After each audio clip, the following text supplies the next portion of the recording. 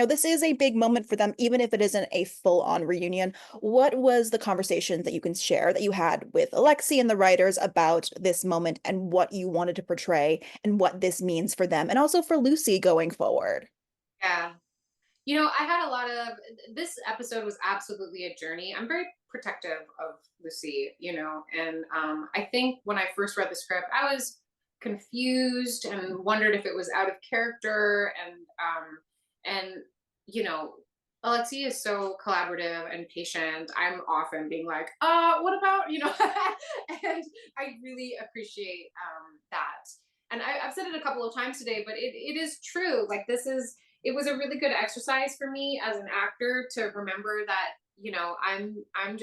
I'm a colorful pencil crayon that the writers are using to make their art. And it was really fun once I got on board with what we were doing to think about how to tell that story in the best way and what was the story we wanted to tell. And I think it was very important for me to protect Lucy's intentions and orientation. It was important to me that she did not insert herself into helping him with a cut to get to his hotel room. It was really important to me that that was a sincere moment of offering to help, because it's like that's the intimacy they have. That's like they have years of working together, and then they also had an entire deep relationship. And so, of course, when you're cut and there's glass in your neck that you can't see, I'm going to help you clean it up. Don't be ridiculous. It's late. Everyone's going home. I'll just do that and it'll be fine. That was important. And so I did think a lot before we shot it. And Lon Ray, our director, was so wonderful and collaborative and receptive. And Paul, our DP, we also helped with that, with like how we were going to shoot it. The blocking was important to me so that everything is about working on this cut and getting him cleaned up until it's not, you know? So that was really important that the blocking was such that they're not even looking at each other. That's not what's going on. Let me get the first aid kit. Okay, sit down, take your shirt off. Let's get you cleaned up. And then for whatever reason, he gets up and she's still doing her own thing. And then they're right there in front of each other. And we all know that moment where it's like we see that thing in our lover's eye and we're like, no, not that.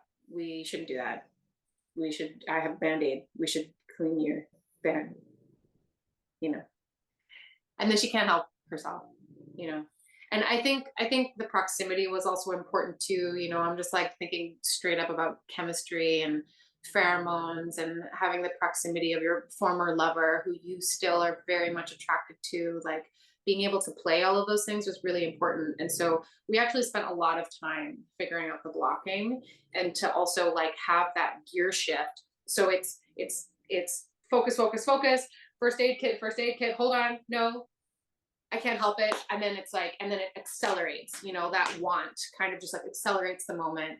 And then suddenly we're falling into the bed kind of a thing. It's terribly unromantic and unsexy as an actor to like do this choreography and to plan it. But all of that is kind of contributing to creating this moment.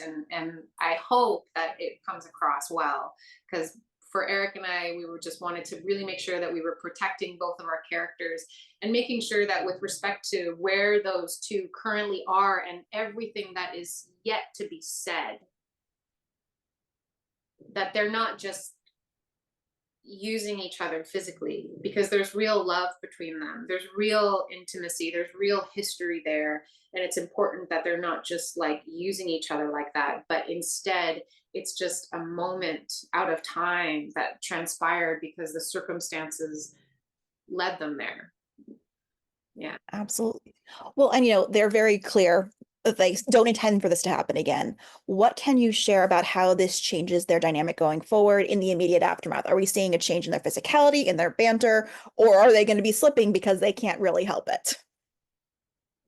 All of it. All of the above.